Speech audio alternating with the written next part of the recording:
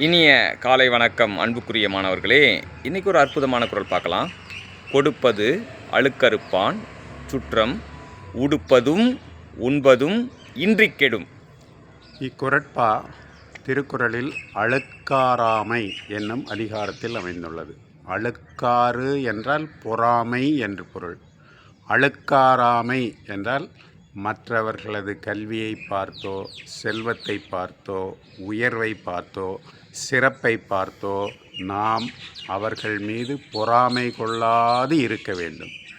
அப்படி பொறாமை கொண்டால் என்ன ஆகும் என்றால், அத்தகைய பொறாமை என்னும் குணத்தை உடையவன் நிச்சயமாக அழிந்து விடுவான். அவனது சுற்றத்தார்கள் அழிந்து விடுவார்கள். எனவே சுற்றத்தார்களே அழியும் பொழுது இவனுடைய அழிவு நிச்சயம்.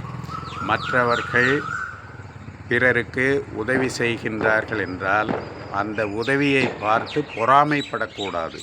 அப்படி பொறாமைப்படுகின்றவர்கள் சுற்றத்தினர்கள் உடுப்பதற்கு ஆடையின்றியும் உண்பதற்கு உணவு இன்றும் கெட்டு விடுவார்கள். எனவே அவர்களே கெடும் பொழுது இவர்கள் அழிவது திண்ணம். எனவே நீ இந்த மண்ணுலகில் நீண்ட நாள் நிலைத்து வாழ வேண்டுமென்றால் மற்றவர்களது செல்வத்தை உயர்வை கண்டு பொறாமை கொள்ளாது இருப்பாயாக.